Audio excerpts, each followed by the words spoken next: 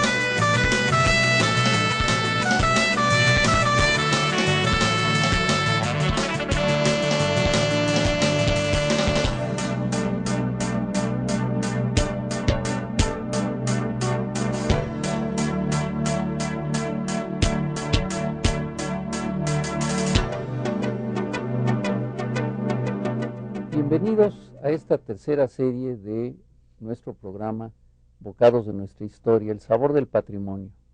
Hoy, en este segundo programa, vamos a hablar de un tema maravilloso que es el pan.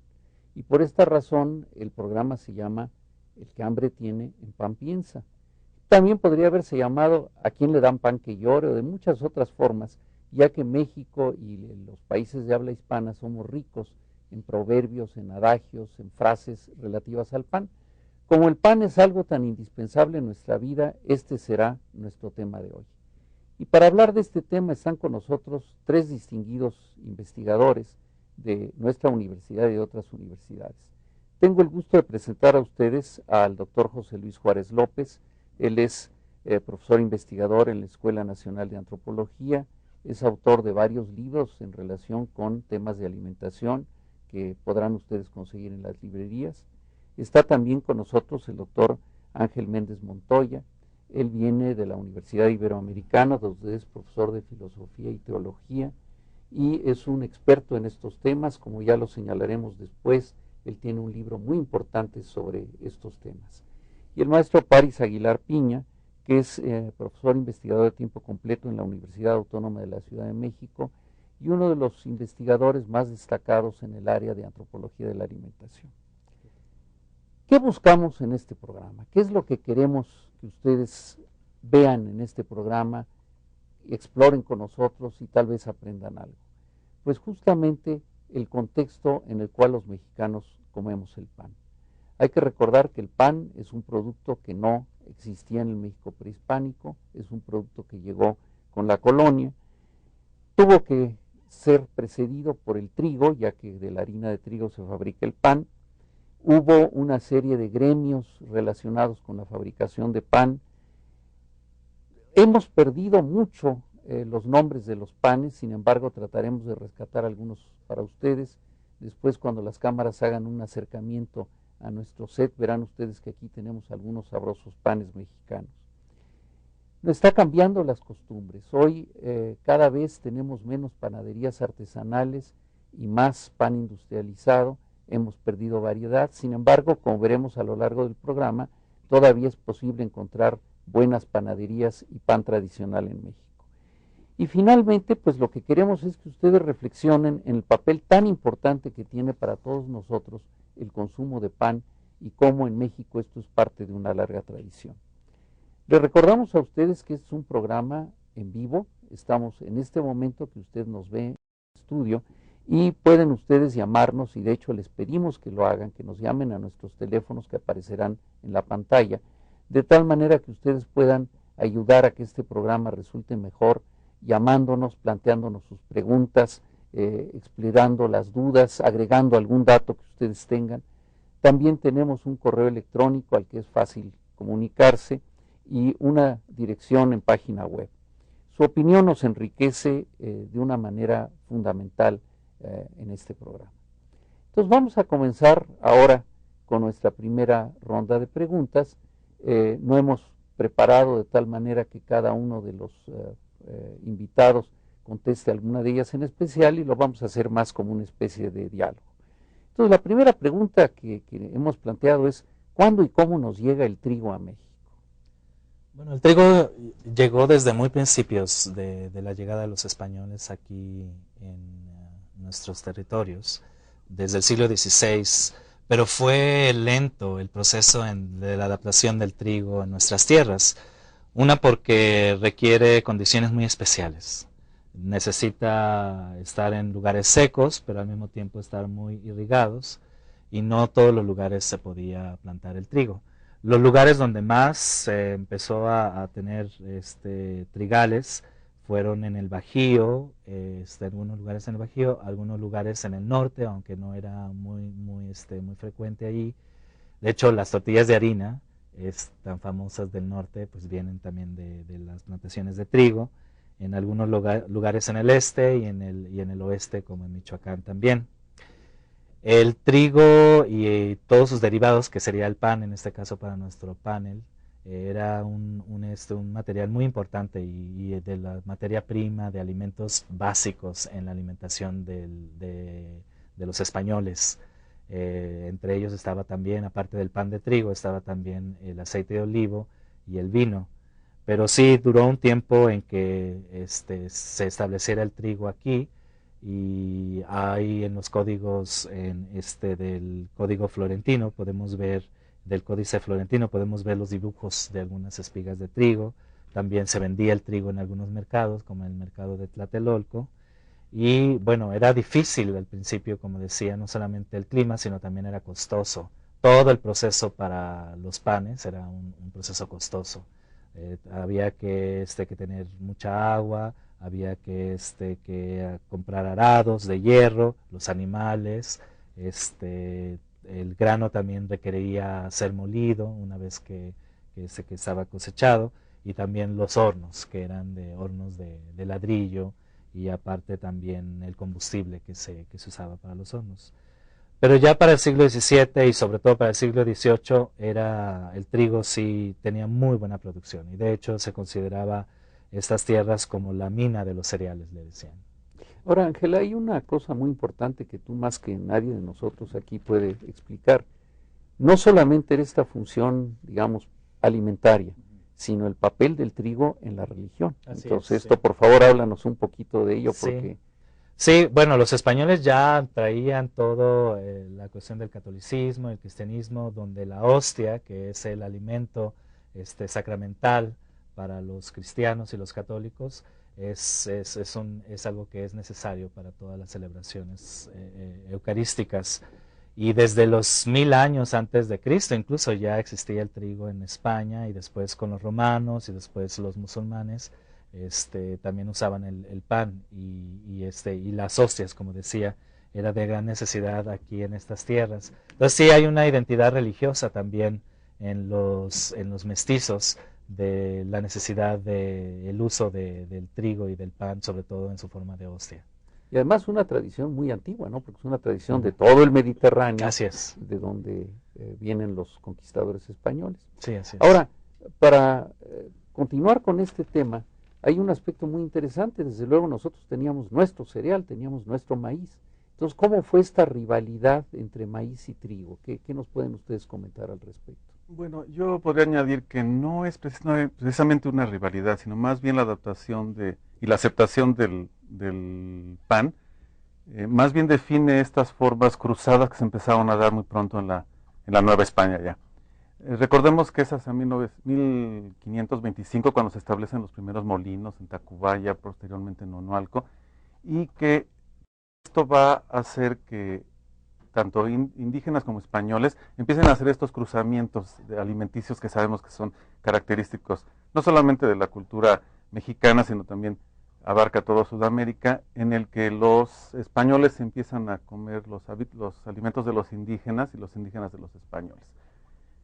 Muy pronto en la colonia hubo estos cruzamientos, y si nos enfocamos un poco a los indígenas, vemos que sobre todo los principales de los pueblos alrededor de México pedían permiso para portar armas, para andar a caballo y para vestirse a la española. Y que entre esos permisos también muy seguido vemos en las fuentes que también se les daba permiso para consumir pan. Para comer pan. Entonces vemos ahí una aceptación definitiva de este pan como un elemento de cruzamiento entre dos culturas, y que por supuesto se va a extender. Ya lo decía el doctor Méndez, no solamente se mete ahí al centro del país, sino que viaja hacia el norte, y de tal manera que hacia el siglo XVIII, pues ya prácticamente el territorio está invadido con este nuevo cereal y con estos panes. No creo que sea un enfrentamiento, sino más bien es un complemento. Enriquecimos de alguna forma las opciones de alimentación que teníamos originalmente con la tortilla, que también es un cereal hecho de un cereal delicioso, ¿no? Ahora, ¿cómo verías tú este asunto, París? Justo ya lo han indicado, lo han esbozado y presentado de una manera muy clara, tanto Ángel como José Luis. El pan representa, desde mi punto de vista, mejor dicho, el trigo, la asunción del trigo como elemento del sistema de alimentación en el México colonial, representa o cristaliza mucho de la complejidad alimentaria que encontramos cuando dos culturas se encuentran e interactúan de una manera tan sustancial. ¿Por qué digo sustancial? Usted lo comentó hace un momento. Mesoamérica tenía como alimento vertebral el maíz, y forma parte el maíz le da un sentido muy singular a la cultura en Mesoamérica. El trigo, por su parte, lo hacía de la misma manera con las culturas europeas, no solamente los españoles, sino en conjunto de mucha de lo que se conoce actualmente como la Europa occidental, por lo menos, ¿no?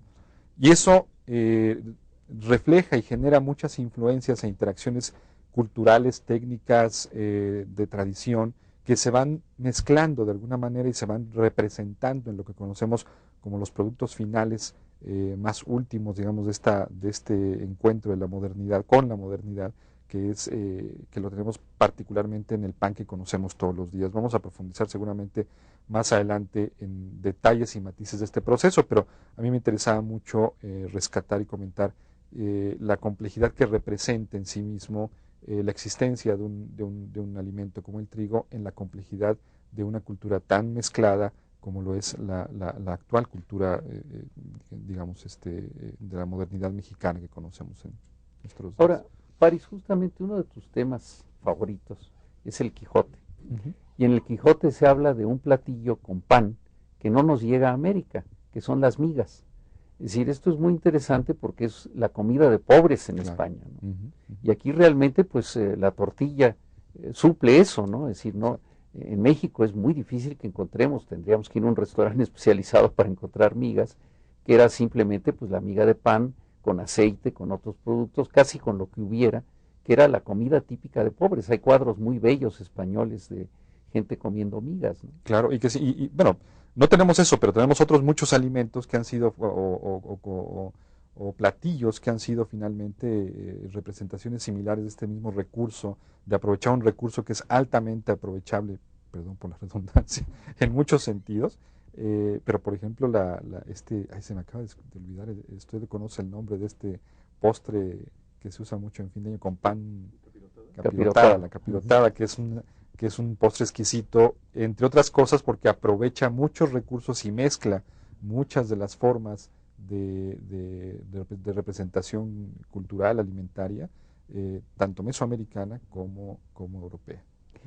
Antes de ir a un video que nos han preparado, quiero recordar otra cosa, que no solo todo el trigo es pan, sino que hay también las pastas y hay otra serie de cosas. Por ejemplo, casi siempre cuando pensamos en pan, pensamos en el pan blanco, pero se abre un mundo de pan dulce, de postres hechos con pan, ya mencionabas las capirotadas, pero tenemos una larga tradición, y las pastas, que desde luego en México se arraigan profundamente.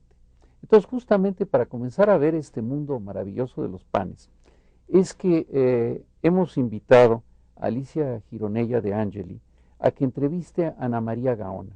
Ana María Gaona es la dueña de una de las panaderías más singulares de México, que es una panadería que no tiene nombre de panadería, porque se llama Hornos Eléctricos Ideal.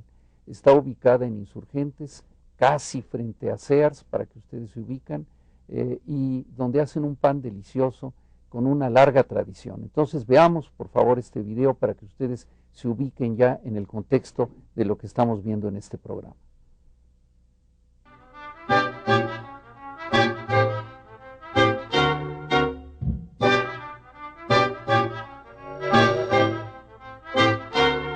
Los conejos mañaneros. Buenos días. Estamos en la panadería de los Hornos Eléctricos Ideal, fundada hace más de 75 años y que yo venía con mis papás y luego con mis hijos. Y ahora vamos a saber un poco más de la historia de esta panadería y quién la fundó. El señor Luis Álvarez en el centro.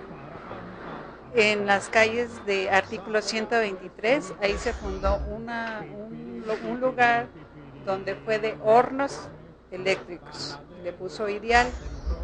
Después se hizo la escuela para que aprendieran a usar el horno y se demostró cómo se usaba el horno y nació la panadería.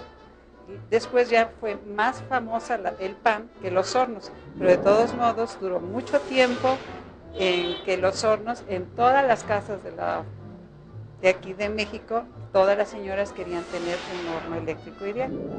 Me decías que la esposa, doña María, tenía las recetas. Ella tenía sus recetas que le habían enseñado y ella fue la que empezó a trabajar con esas recetas. ¿Y ustedes siguen usando las mismas recetas? Nosotros seguimos utilizando las mismas recetas, no los mismos materiales porque ya no se pueden encontrar, pero los similares y lo mejor.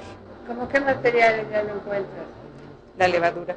La levadura ha cambiado. Ha cambiado. ¿Ustedes hacen su propia levadura? No, pero tenemos una de muy buena calidad. Yo pienso que hacer pan es una gran terapia, porque todas tus agresividades cuando estás amasando el pan, las transformas en algo que sirve para dar placer a la gente. Así es. Entonces, el poder degustar un buen pan, y uno puede comer de todo, simplemente saber medirse. Y es mejor comer algo que sea bueno a que comer algo que no sabes con qué está hecho. Lo que mi marido Giorgio de Angeli, que fundó el movimiento Slow Food, decía que lo que más le gustaba era lo más sencillo, solamente lo mejor. Claro. Y en este caso, el mejor pan que yo creo y que yo conozco, a lo mejor hay otros que no conozco, de México, de un buen pan dulce y las variedades que tienen son ustedes. Así es que vale la pena el meterse a esta zona que es en Insurgentes 309, en plena Condesa. En Hipódromo Condesa, exactamente, nos siguen buscando, sigue viniendo gente, inclusive gente que vivió hace mucho tiempo aquí, que se fue al sur, al norte, inclusive viene gente de Guadalajara, viene gente desde Matamoros, tenemos una cliente que cada vez que viene a México, de Aguascalientes, que conocen el pan y cada vez que vienen aquí a México se llevan una gran cantidad de pan porque la congelan, la conservan y les dura, no sé, me han platicado que hasta 3 meses. Ana María, ahora cuéntanos algunas de las variedades de pan que tienen aquí. Bueno, pues nuestros panes todos son muy sabrosos. Este es de frutas, es delicioso, tiene un poco parecido a la rosca de Reyes porque se trabaja con la misma fruta que se hace la rosca de Reyes.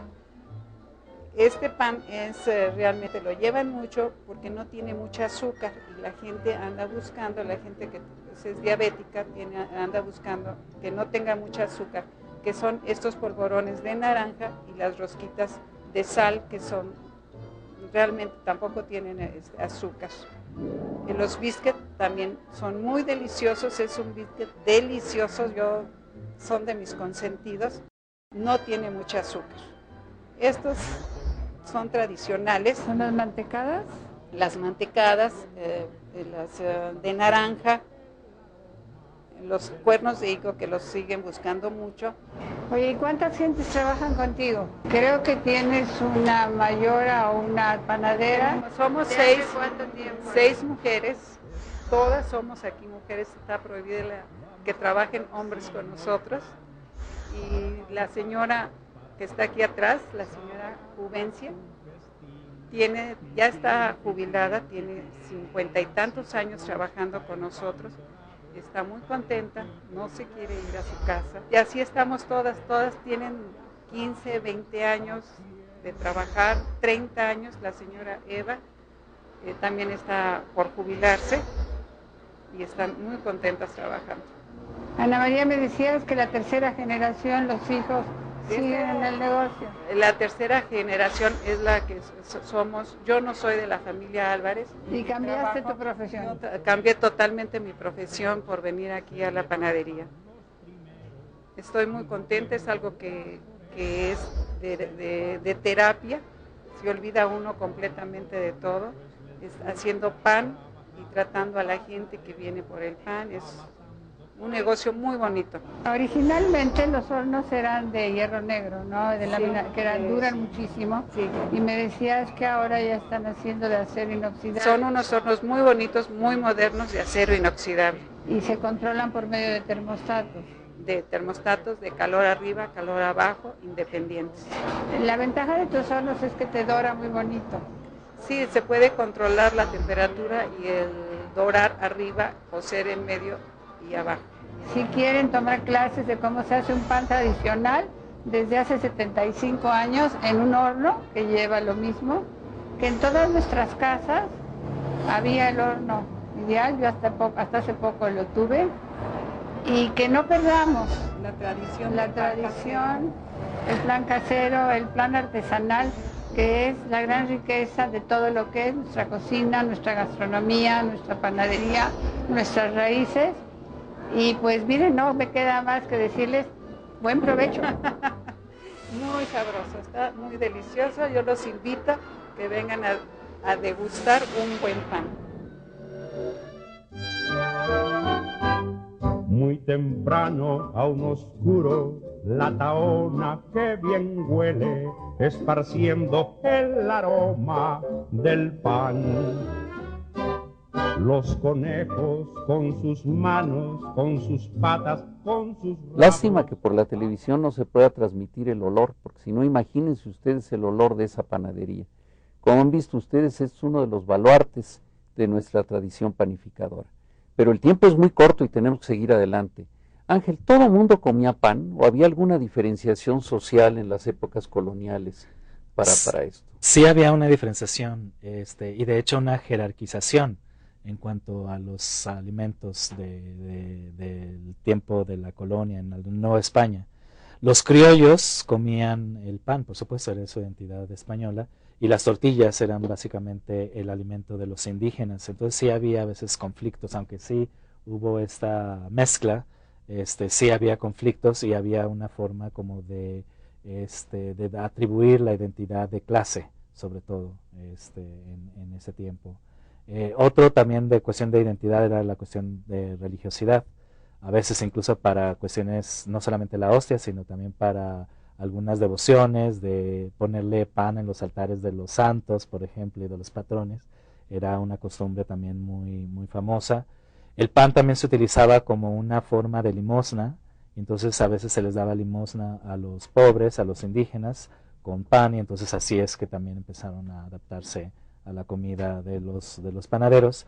Pero sí había a veces conflictos políticos. Por ejemplo, en 1680, en Santa Fe, en Nuevo México, hubo una rebelión de los indígenas, expulsaron a los españoles y destruyeron todos los trigales. Entonces también era una indicación de conflicto a nivel político y a nivel económico.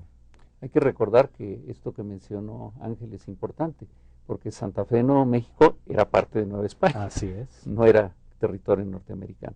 Ahora, ¿qué se necesita para hacer pan? ¿Qué cambios hubo en la tecnología para producir pan? Desde luego que cuando empezó la industrialización, cuando tocó la panadería, hubo una transformación. Pero creo que lo verdaderamente valioso para nuestro programa, y como lo acabamos de constatar en el video, es que muchas de las técnicas y los instrumentos son exactamente los mismos. Han cambiado un poco. En los tiempos coloniales, por ejemplo, las brochas pues eran de plumas de ganso, etcétera. Pero lo que son las espátulas, había una especie ya de duya también en el siglo XVIII para decorar, los cuchillos, el palote, este rodillo para estirar, que han sobrevivido a los tiempos y que en algunas panaderías, incluso de la Ciudad de México, donde siguen haciendo el pan tradicional, emplean todavía este instrumento.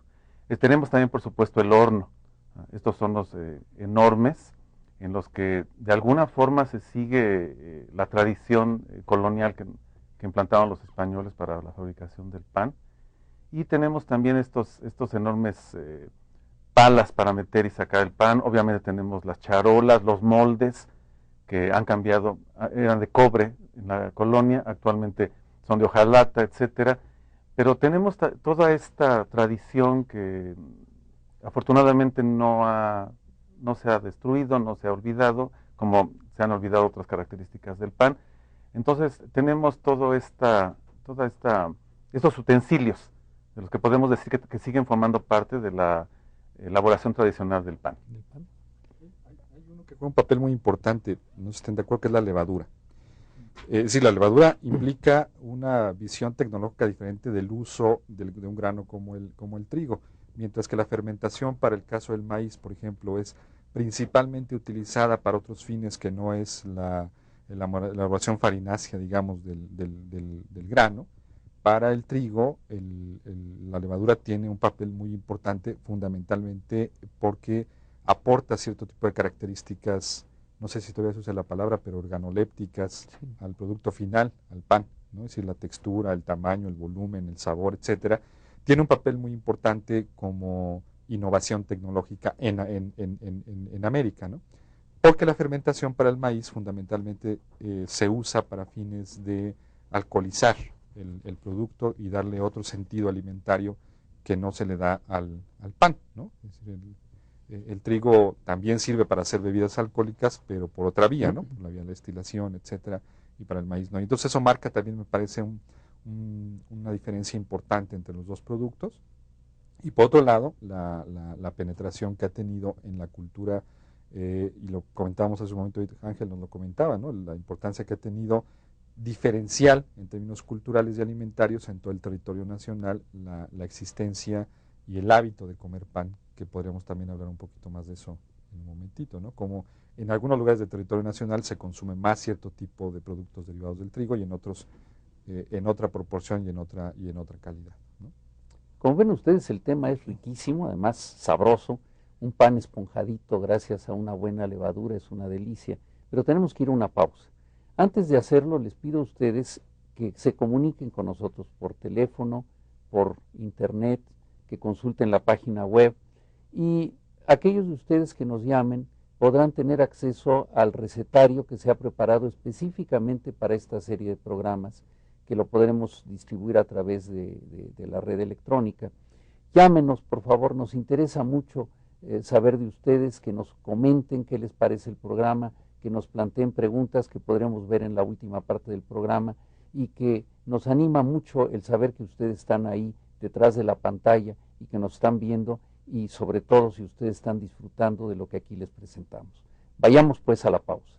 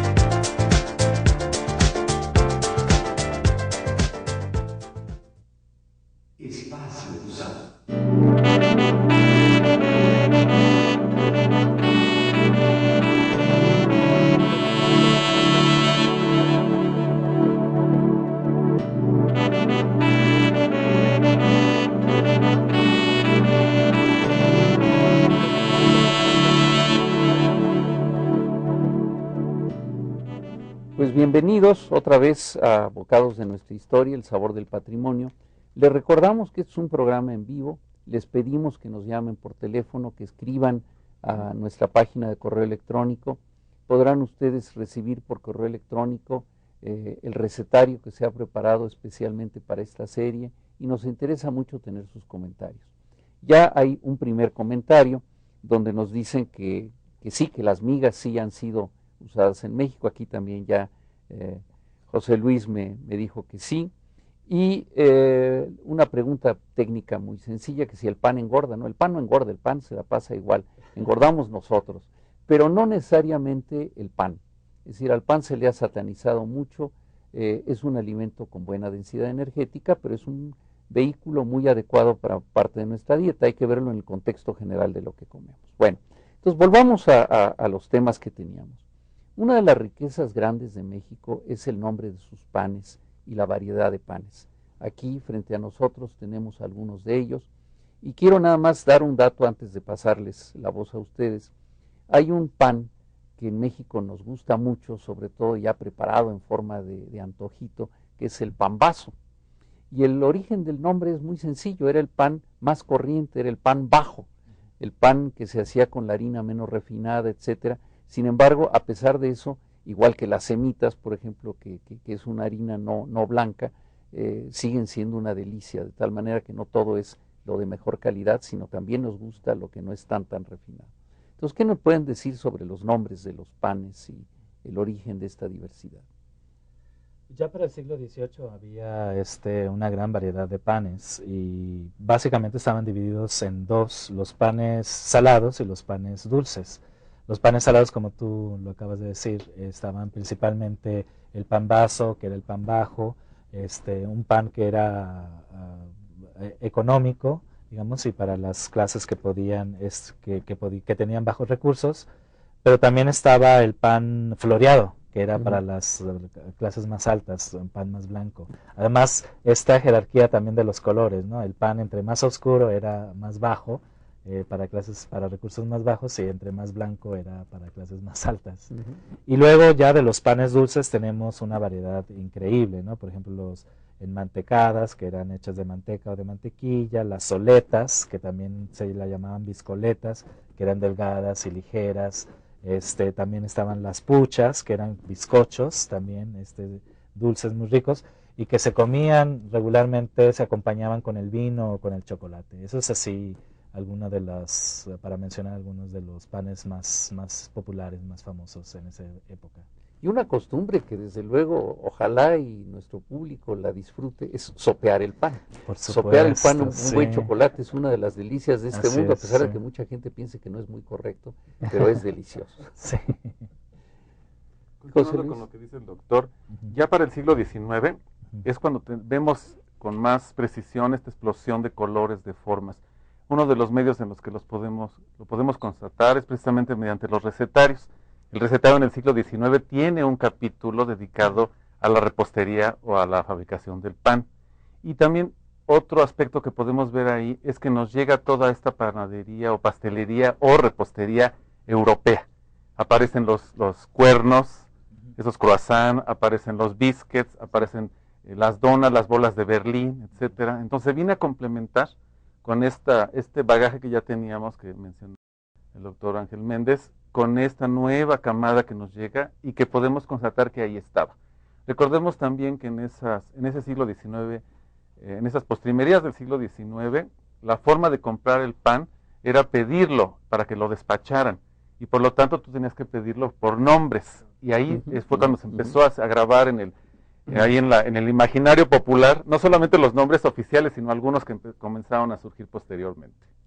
Y nombres hasta curiosos, ¿no? Sí. Es decir, tenemos, por ejemplo, aquí enfrente tenemos conchas, que justamente la forma es de esto, tenemos una serie de estribos, y tenemos moños, y tenemos volcanes.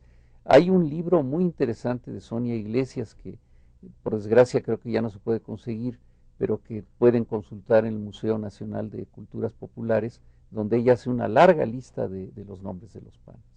Se llama precisamente Los nombres del pan en México. ¿Tú quisieras agregar algo? Además dicen mucho del sistema de representaciones del imaginario social ya propiamente dicho de la cultura mestiza, ¿no? Yo creo que gran parte de esto es de la diversidad de nombres, tiene que ver con la diversidad de cosas que se pretendían representar en el alimento mismo, ¿no?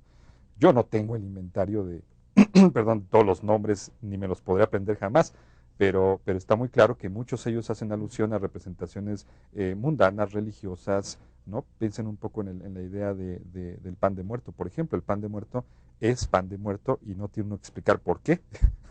Se ven claramente los huesos, la disposición de los huesos, etcétera. Pero creo que tiene mucho que ver también con esta representación de múltiples formas de pensar el entorno, ¿no? Que está también plasmado en la figura, en la consistencia, en el sabor, en el color, etcétera. Quiero nada más recordar algo a propósito de una de las preguntas que hace el público, que claro, que aparte de las levaduras que vienen del viejo mundo, usamos pan de pulque. Es decir, también se usa el pulque como una fuente de fermentación. Y esto tiene una historia muy interesante. Hay mucho pan de pulque en el norte de México. ¿Por qué? Porque resulta que los españoles se llevan a los tlaxcaltecas a distintos lugares y ellos llevan esta tradición nueva para entonces de hacer pan con levadura de pulque, y entonces ese delicioso pan de pulque lo encontramos en lugares donde diríamos, bueno, ¿qué hace aquí? Bueno, pues es que llegaron los tlaxcaltecas y lo produjeron ahí. Claro. Tenemos más preguntas, pero tenemos que pasar ya a un video. Ahora nos vamos a Michoacán, nos vamos a Chilchota, para que el señor Juvenal Acuña nos platique, entrevistado por la chef Lucero Soto Arriaga, ¿qué hace en su panadería que se llama, de manera maravillosa, La Favorita? Por algo será La Favorita.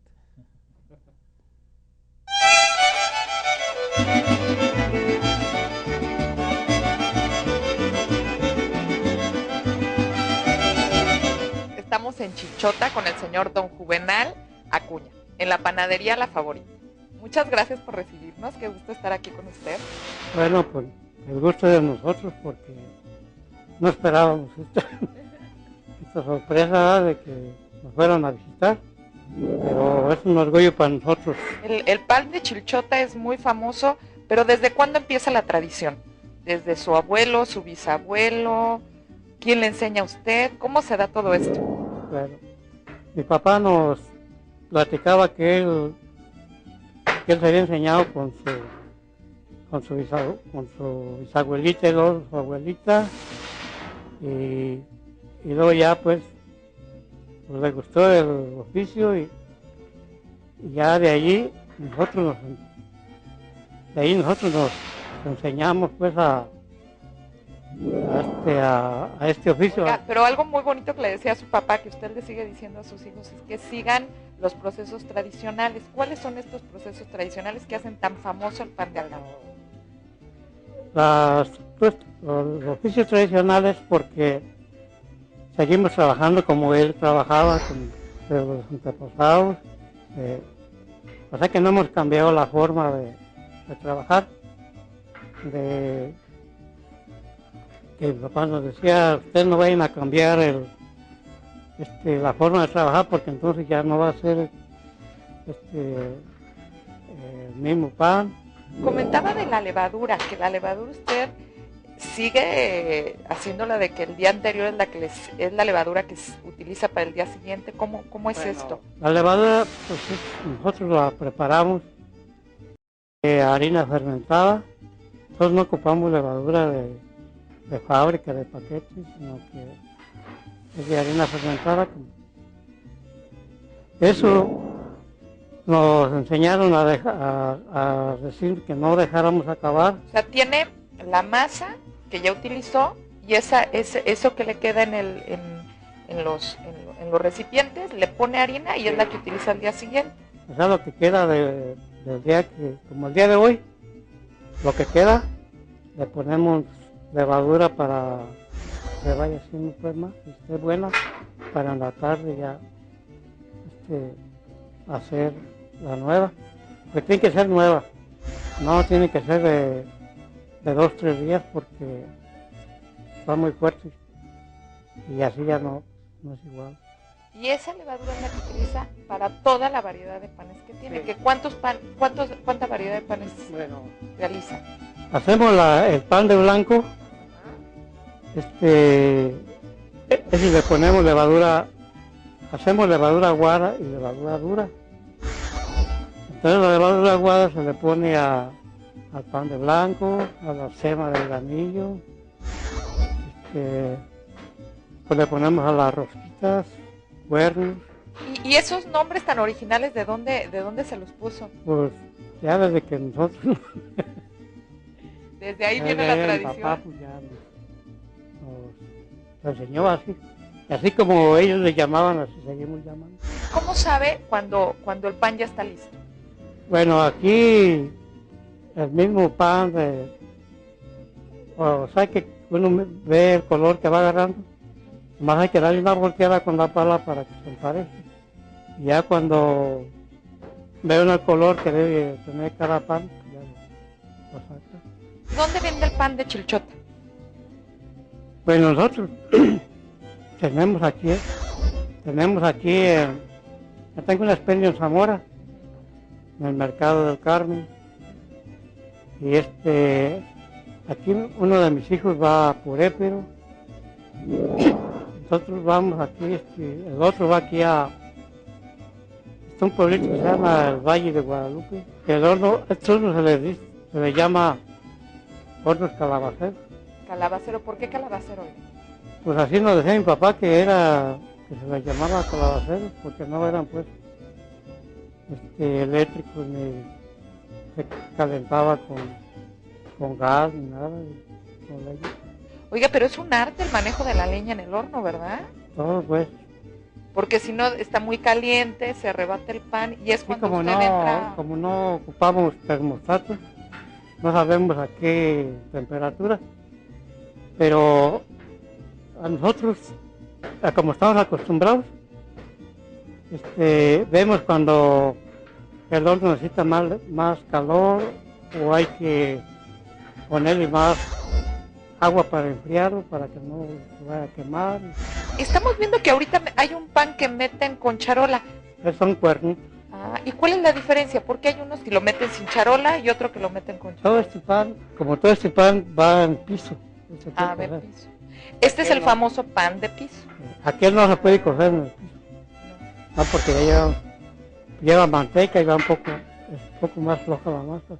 Mucha calidad en los productos, un proceso muy tradicional y mucho cariño en toda la elaboración, ¿verdad? Sí, cómo no. Pues ya uno da gracias a Dios de que pues, mis padres, pues, este oficio que nos dejaron pues, es muy bueno. Entonces, muchísimas gracias por habernos recibido, un placer, y pues bueno, que viva Chilchota, ¿verdad? Sí. Con el pan, y los azares. Muchas gracias. ¿Ah? Gracias. mi reina, ¿a qué hora sales al pan? Pues aventúrense ustedes a visitar el país, a ir a lugares como Chilchota, Acámbaro, tantos otros lugares donde se hace un pan delicioso. Métanse a las panaderías, prueben, degusten las campechanas de Campeche, en fin, es una infinidad. Alguien nos pregunta justamente de la geografía del pan en México, no hay tiempo para contestar, eso equivaldría a un programa entero. Pero también quiero darles algo que nos piden, bibliografía. Nos preguntan sobre qué panes les gustaban a los gobernantes durante la época virreinal.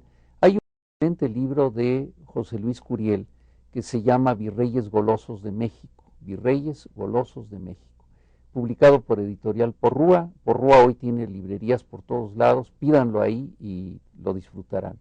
Y si quieren algo más especializado, en el CIESAS, el Centro de Investigación y Estudios Superiores en Antropología Social, busquen los libros de Virginia García Costa, una historiadora formidable sobre este tema. Bueno, ahora vamos a otro tema que es apasionante también. El pan, claro, hemos hablado incluso mientras ustedes estaban viendo el video de la delicia de sopear el pan, de probarlo, pero ahora el pan se convierte también en platillos. Entonces, ¿qué nos pueden decir sobre esto de cuando el pan ya lo convertimos realmente en un platillo? Sí, pues es un platillo muy completo y había dos categorías así básicas. Una que era los panes rellenos finos y los otros más populares.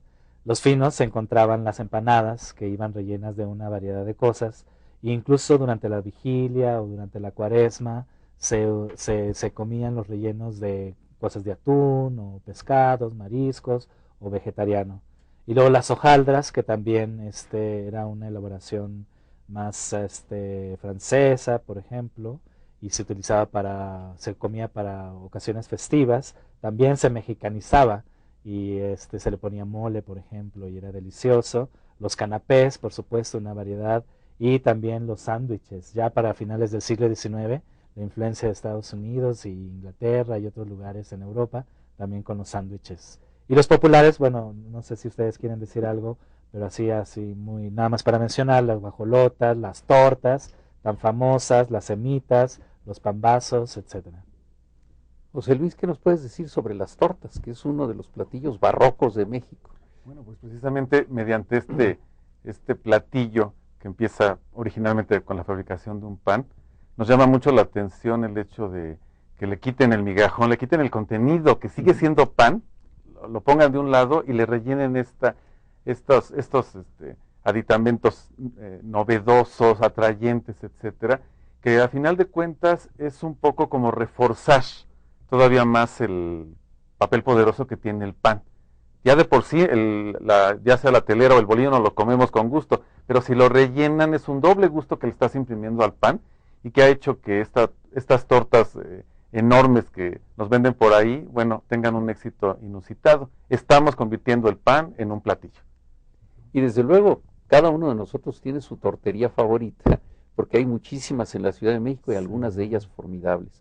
Y sobre todo cuando uno contrasta, cuando uno va a Europa en general y pide el equivalente, que es un baguette, y nada más con el pedazo de jamón, el pedazo de queso, y nada más, a los mexicanos esto realmente nos hacen falta todo lo demás, ¿no? ¿Por qué es integración, doctor? O sea, porque finalmente representa eso, la torta representa integración, y eso implica gustos, sensaciones, emociones, etcétera, etcétera, y pues todo ese colorido, todo ese barroquismo plasmado en la torta es también expresión de una complejidad cultural que ahí está inherente a la integración del pan en la dieta nacional. A mí se me hacía muy bizarro, como yo soy del norte de Mexicali, Baja California, la idea de un tamal y en una torta. O sea, se me decía, pero sí es otro pan. Sí, lo que le llaman las guajolotas, ¿no? Y incluso en Toluca me decía Giapsi, una maestra antropóloga también del alimento, que se le pone mayonesa y se le pone hasta jamón y toda la cosa. Y la otra cosa también que no había yo probado son las semitas, ¿no? Nunca las había probado hasta ahora que fuimos a Puebla hace unas semanas y son deliciosas, me encantaron. Ahora, hay otra curiosidad culinaria mexicana que son los pastes, que estos son originalmente del estado de Hidalgo, pero por una razón muy sencilla, porque son empanadas, digamos, traídas de Inglaterra por los mineros. Y entonces estas originalmente llegan con los rellenos europeos, pero aquí rápidamente se mexicanizan y hoy hay tiendas donde venden pastes por todos lados de mole, etcétera. Pero fíjense ustedes en un detalle de ellas que hay que verlo para entenderlo. El borde es un borde muy grueso. ¿Por qué? Porque esto era lo que comía el minero dentro de la mina. La detenía del borde y claro, ese pedacito que lo ensuciaba con sus dedos de minero, pues ese lo tiraba, pero el resto del pan se lo podía comer perfectamente bien con su relleno. Y otra cosa interesante es cómo en México las empanadas, pues las seguimos encontrando en muchos lados y tienen todavía una fuerza importante semejante a la que tienen en Sudamérica. En Sudamérica realmente las empanadas son así como el platillo popular gustado, ¿no? ¿Quisieras agregar algo, París? No, simplemente es que pensar en el pan es pensar automáticamente en la complejidad que implica la integración del trigo en su conjunto. Es decir, el trigo en pastas, el trigo en panes, el trigo en bebidas, el trigo que finalmente forma parte de esta forma como muy cotidiana, sobre todo en los ámbitos urbanos, en México contemporáneo, de conformar una dieta que convive literalmente, está integrada a la dieta básica del maíz. Entonces, cuando pensemos en trigo en América, o particularmente en México, hay que pensar en esta dupla trigo-maíz que está presente de manera natural y permanente en la cotidianeidad del México contemporáneo. Hay una pregunta del público que es interesante, sobre todo en este año que estamos en centenarios y bicentenarios, que es los lugares donde se almacenaba el trigo.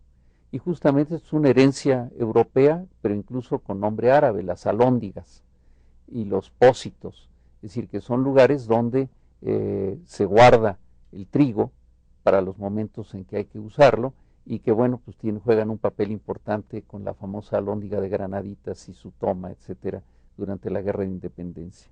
Pero ¿qué podrían decirme sobre variedades de pan, digamos, en los estados, de variedades diferentes a lo que consumimos en la Ciudad de México? Por ejemplo, tú platicabas hace un rato de Mexicali. Las tortillas de harina, es que allá realmente es lo que más pega. Y sí nos llegaron mucho las conchitas y allá le llamamos virote al bolillo, por ejemplo, y otros panes más básicos, pero la variedad no es tan grande como la que hay aquí. De hecho, yo aquí he aprendido muchísimo sobre la increíble variedad que hay aquí en el sur, como decimos allá en el norte. Pero allá las tortillas de harina es lo que más pega, ¿no? Incluso las tortillas de harina con langosta y frijoles, como se come en algunos lugares en Baja California, en Rosarito, que son famosos. José Luis, ¿qué nos puedes decir sobre los biscuits? Que justamente son algo que son muy populares, pero que asociamos también con los cafés de chinos. Bueno, como decía anteriormente, los biscuits, las fuentes más antiguas que tenemos con los biscuits son precisamente los recetarios. Y en muchos casos lo marca como un pan inglés o como un pan norteamericano. Me parece que es solamente cuando llegan los chinos, cuando pasa de un pan que era cotidiano porque se hacía en la casa, casero, a un establecimiento donde además hay vitrinas y lo puedes ver, ¿sí? Sin embargo, también siempre ha sido un pan que no se come solo, regularmente lleva un relleno, dulce desde luego, ¿sí? Que no es el plato nada comparado con una torta, pero que nace en México precisamente con estos rellenos, ya sea de mantequilla, de crema chantilly, de mermelada, de cajeta, etcétera, ¿sí? Pero no será sino hasta que sale toma presencia en los cafés de chinos, que es cuando se populariza más. Y actualmente, bueno, forma parte de la panadería mexicana. Yo pensaría en dos grandes divisiones en el pan en la actualidad, que es el pan en los ámbitos urbanos, donde hay mucha sofisticación en términos de ingredientes, formas, colores, etcétera, y un pan que es más producido a nivel más doméstico y artesanal en comunidades campesinas, en pueblos mucho menos industrializados, donde sí tiene un papel muy importante el maíz y el trigo. Es decir, el pan de maíz, que en realidad es una mezcla de maíz y trigo, de harinas de maíz y harinas de trigo, para darle una textura diferente al pan que conocemos en los ámbitos de las ciudades. Para no entrar en detalles de y cómo es aquí, cómo es allá, porque efectivamente nos tomaría mucho más tiempo, yo creo que podríamos pensar que hay una división que tiene que ver también con apropiación de cierto tipo de tecnologías, capacidades tecnológicas, económicas, etcétera, para poder llegar a cierto tipo de sofisticación en el pan, que no encontramos en lugares donde no existen estas tecnologías, donde todavía los hornos de piedra están presentes, donde todavía los fermentos no se pueden controlar de la misma manera, las levaduras no se pueden controlar de la misma manera que se controlan en los ámbitos urbanos e industriales, pero sí tendríamos estas dos divisiones o diferencias, que creo que son importantes porque hablan de muchas diferencias técnicas, artísticas, conceptuales, ideacionales, etcétera, ¿no? Aquí una pregunta del público complementa lo que acabas de decir. Dice que sabe diferente el pan hecho en horno eléctrico, en horno de carbón o en horno de madera, ¿no? Es decir, de leña.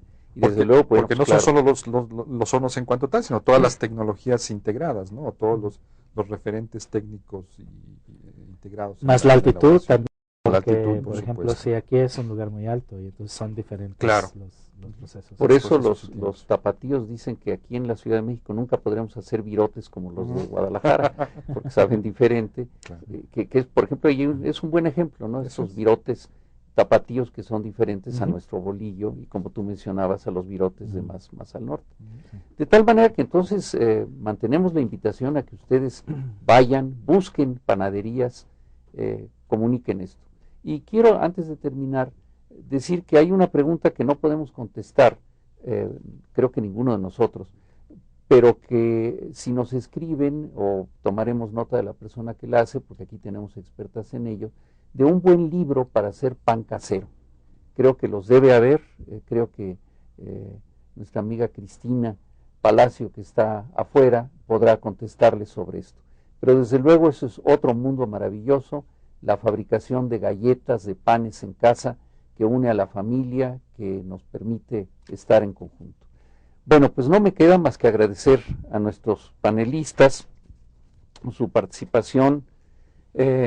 Comenzaré ahora por este lado con Paris Aguilar, que, insisto, es profesor investigador en la Universidad Autónoma Metropolitana, José Luis Juárez, que es profesor investigador en la Escuela Nacional de Antropología e Historia, y Ángel Méndez Montoya, que es investigador en temas de teología y filosofía en la Universidad Iberoamericana. Como ven, estamos representadas aquí 4 universidades, todos jalados por el tema maravilloso del pan. Pues muchas gracias y los esperamos el próximo lunes con el tercero de nuestros programas de esta serie de 5 de Bocados de nuestra historia, el sabor del patrimonio. Muchas gracias, síganos escribiendo, siga poniéndose en contacto con nosotros, le agradecemos mucho su participación.